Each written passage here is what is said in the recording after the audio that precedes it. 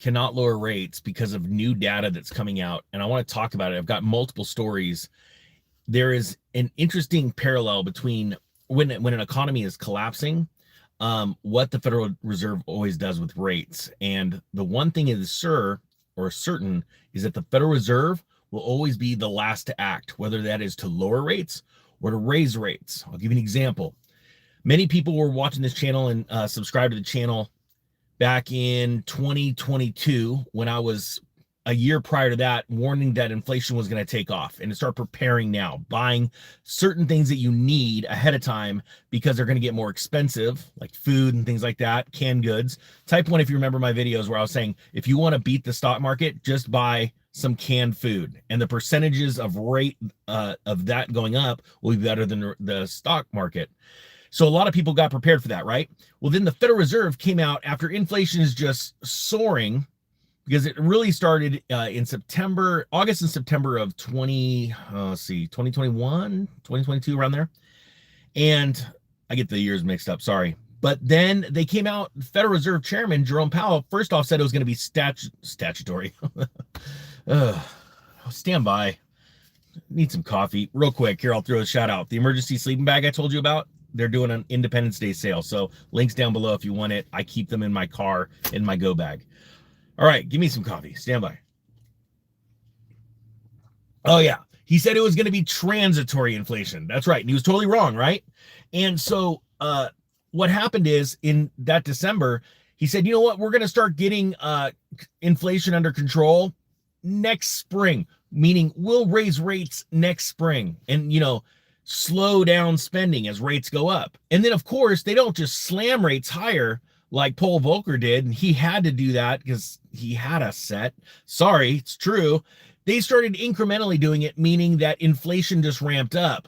Okay, so now everyone's begging him, especially Trump, please lower rates, please lower rates. Isn't it interesting that the president has to say, he won't say pretty please, but he's begging him to lower rates, or he's threatening him to lower, if he doesn't lower rates, going to get somebody else in there. It's because the Federal Reserve is a private bank. Okay, has nothing to do with the government except for the fact that it loans money to the government, and we have to pay it back with our future taxes. All right, so the Federal Reserve has never, ever, ever, ever, I'll do it one more time because it's a little annoying, ever lowered rates when an economy is good. And how do people measure that an economy is doing well? Well, sadly, most people think it's because of where the stock market is. But that's not true. It's where the jobs numbers are. It's where, the numbers of people spending money, debt levels, things like that. Well, check out these two things. First off, we just had a blowout June payrolls, 147,000 jobs added, smashing expectations, and the unemployment rate actually dropped. So is that a signal of a bad economy? No. Do I think that we're in a bad economy? Yes. Why is that? It's because our economy right now, and the data proves it, is stood up, held up, propped up by debt.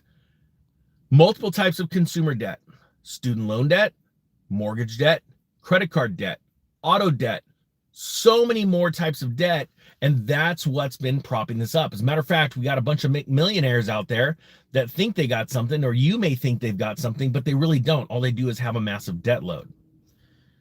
It says here, after yesterday's shockingly bad ADP print of negative 33,000, the market was braced for the worst, with a whisper number for today's payroll sliding to 96,000, right? It says here, in the end, it turned out just to be another head fake by ADP, which now has the same credibility as you, Mitch. Sorry, go ahead. Here we go. It says the BLS published a blowout jobs report in June. The U.S. added 147,000 payrolls, blowing away the median estimate of 106 and higher than the upward revised May print of 144. So that's huge, right? Well, check this out. So the Fed's watching that. Now you've got another story of Boeing coming out, and they're saying, hey, June is looking very strong, and Boeing's monthly aircraft delivery tracker signals recovery. Well, how is that possible? If the economy's doing bad, how could you be adding planes or selling planes, right? So the Fed's looking at all of these things. I take it from a different point of view. Housing is already crashing all around the country. Now you're seeing the big headlines like in Cape Coral, Florida, and Los Angeles, San Francisco, these big cities, right?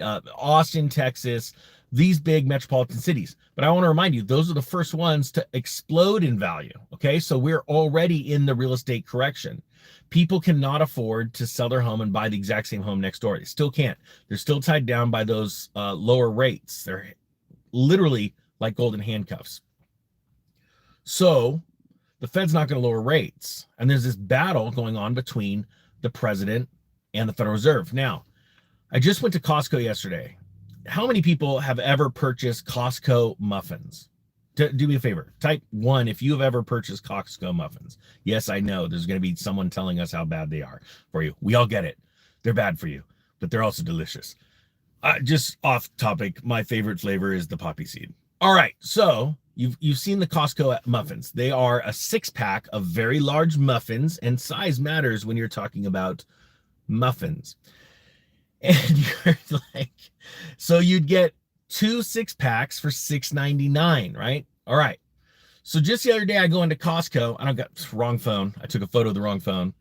And there is now an 8-pack, giving you the illusion that there are more. This is only if people can count. But the size is now smaller. Okay, so we went from 6 this size to 8 this size, and it's only one package of 8, which are smaller in size, for the same price, $6.99. No longer can you get 12 large muffins for $6.99. You get 8 smaller muffins for $6.99. Okay, that is a huge change. Now, what's exciting about that change to me is it's something that it's a staple of Costco, right? Like Costco pizza for $9.99, right? For like the hot dog and soda combo for, what is it? I don't even remember how much those things cost. They only make you burp. Anyway, don't get me started on that. But type 2 if you agree. Those things make you burp. All right. This is going off the rails really quick, but I'm explaining something. That is a shock to Americans because, like the egg prices, a lot of people that have bought these Costco muffins know, oh, that's not good.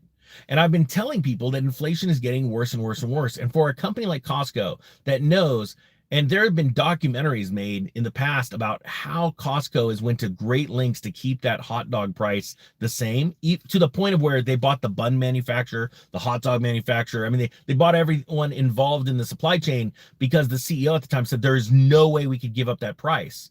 That's what brings in a certain amount of traffic into our stores, especially with college kids. But my point being is that they know how serious this is. Now the muffins have changed. Right? And I've been warning people that inflation is not getting better. It's actually getting worse. And I personally believe that the government is cooking the books. I'm not joking. But hey, I'm a crazy conspiracy guy. If you're one of those people that agree with that, like, oh yeah, I think that we're being lied to by the government, type 3. And if you don't, type 4. If you're like, no, the government doesn't lie to us. Oh, man, good thing you didn't grow up in Germany in the early part of the century. Holy cow, or any other government where you just believe everything. And there are people that believe the government and think that they're here to help. They're called liberals. It's true. Let's just call a spade a spade. So what do we do to take advantage or prosper from this thing? Well, first off, you don't buy the hype. Right now, like I've said before, Facebook is blowing up with people's, hot rods, their side-by-sides. I watched a 2024 Polaris 1000 side-by-side in mint condition yesterday, sell for $15,000. It was a real ad, and I didn't buy it. I'm going to pick one up for my new farm business, and I'm going to go to the top of mountains and it'll be a write-off because I'll have a satellite, Starlink on it, and I'll be able to broadcast from the top of a hill and, all that stuff. So it'll be a legitimate write-off. But,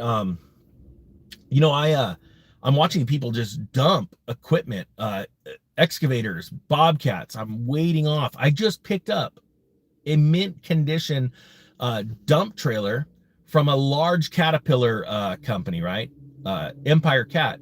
They are liquidating all of their rental fleet, their dump trailers, their equipment, tilt decks and things, for 50% of what they paid for it because they can't rent them. the economy is actually tanking right now. And so you sit back, watch this, and then you strike. And I remember selling my Mickey Mantle rookie card. I had a 52 Bowman. I'm going to get the 52 tops. I converted to silver a while back at the peak of the mania with these baseball cards. And I said there, and I took the silver and I wrote Mantle rookie, because someday I'm going to take that silver and I'm going to go buy the 52 tops. As the cycle, as collectibles fall, precious metals go up. This is just one example of how you can go out and crush it. But you can't crush it if you're not prepared. It's like these emergency sleeping bags, right? You know, hopefully you'll never need something like this. But when you do, oh my gosh, it could save your life. And I've been on calls where, you know, people perish and it could have been totally avoided, but they weren't ready, right? And there's a difference between obviously physical perishing and financially perishing. Shoot, in the Bible, it says, God says, my people perish for a lack of knowledge. What does perish mean? Die? No, perish. Let's do this. Watch this. Because I don't remember it. The definition of perish.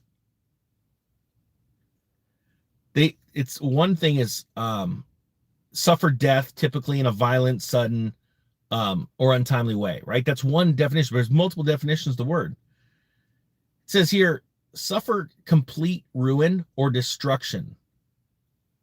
Suffer, ruin, or destruction. It doesn't always mean death. And that's what happens financially to a lot of people. People financially perish because of a lack of knowledge. And one thing that people need to get through their mind is that one piece of wisdom or knowledge when it comes to finances is patience. Or what I really like to say is being meek. Let me type yes or no. Have you ever heard the verse or the beatitude says the meek shall inherit the earth? Type yes or no if you've heard that. I want to explain something that's really interesting. And you know what? Let's do this. I'm going to read the textbook definition of meek. And then I'm going to explain something that might just blow your mind. All right. This is what most people would think is meek. Quiet, gentle, and easily imposed on or submissive. You know, I actually do not believe that definition, and this is why.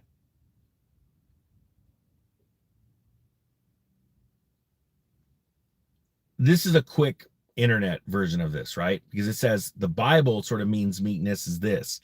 Meekness is essentially an attitude or quality of heart whereby a person is willing to accept and submit without resistance to the will and desire of someone else. I don't believe that either. This is what I believe meekness is. And if this affects you or this makes sense, type 100% down below.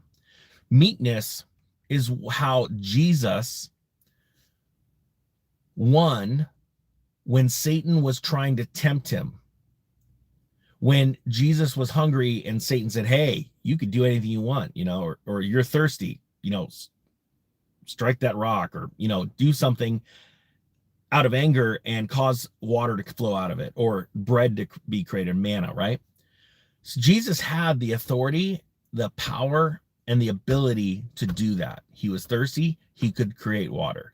He was hungry, he could create food like that. He had all the power and authority to do that. But because he chose not to, he chose to hold back. That is how Satan was defeated. Now, how do you play that into money? I'll give you an example.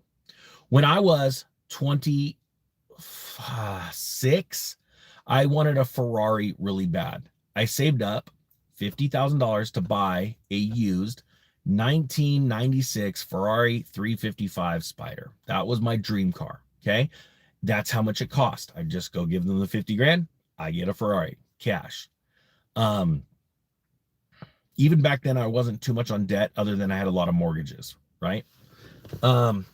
Because I had a lot of mortgages because I had multiple homes, rentals.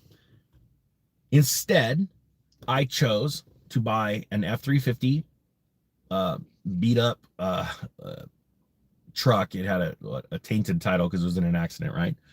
Salvage title. And then I bought the 355 replica from what's it called? A movie. It's because back then all I wanted to do was impress people, right? But because I didn't go and blow all that money, that truck made me hundreds and hundreds and hundreds of thousands of dollars because I was using it to flip equipment and flip homes.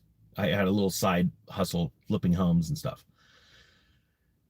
There are times where I have waited, even though I have all the money in the bank account to go and buy a specific home or a specific piece of equipment. I've waited knowing that later on, even though I really want to do it, I will have more of an opportunity just being waiting. And financially, that's turned into windfalls. If you agree with this, type 100%. I don't know if people would agree with this or not, but having all the power and authority to do something that would make you feel good or help your situation, but still choosing not to because there is a greater purpose to take that power and authority and use it later on in life, to me, that's the definition of meekness. You know, we tend to accept things because another man or woman created a definition. And I'm going to say something that's totally out of not character for me, but not in line with the channel. You know, a lot of people love putting labels on people, right? When I was young, I was hyperactive and all this other stuff. People tried to put labels on me. I never accepted these labels. You know, Freud, you know, and all these other, you know, famous psychiatrists, they wanted to make their name, so they would put names with things, right? The way people act. And I do not believe in those names. I believe that anyone can act any way they want based off of their own decisions and their own desires to be different. So when we see things like that definition of being meek, being submissive, I do not accept that. I believe meekness, and the reason why it says in the Beatitudes, the meek shall inherit the earth, is because they have the power and authority to do so, but they wait till the most opportune time. And that's wisdom. Wisdom is being able to take knowledge and put it to work. You could have a lot of smart people that are knowledgeable, and we've seen it in college and in high school with teachers, right? But it doesn't mean that they're actually putting that knowledge to work and are very successful because they know when and where to put that knowledge to work. Sorry, this went off on a tangent, but I just wanted to say that because I think there are a lot of people out there that need that boost of confidence in those words. Don't accept what people have to say about you. Don't accept the labels that people try and put on you. Shoot, even when I was younger, my grandfather used to tell me all the time, you're going to be bald by the time you're 20, just like me, because that's what science says. I'm like, I will never go bald, Grandpa. As a matter of fact, I'm going to have an amazing head of hair. And that's why I just keeps getting taller and taller, because I didn't accept the words that my grandfather was saying. If I did, quite frankly, if I used to accept it, my words are a two-edged sword. They build me up or they can cut me down. I'd probably be as bald as a cue ball. But I'm not going to accept that. And I hope that you're not going to accept the words that are being spoken over you by your friends, your family, your spouse. If they're negative, don't accept them. I hope you got something out of this. That went off on rails, but whatever. The Economic Ninja is out.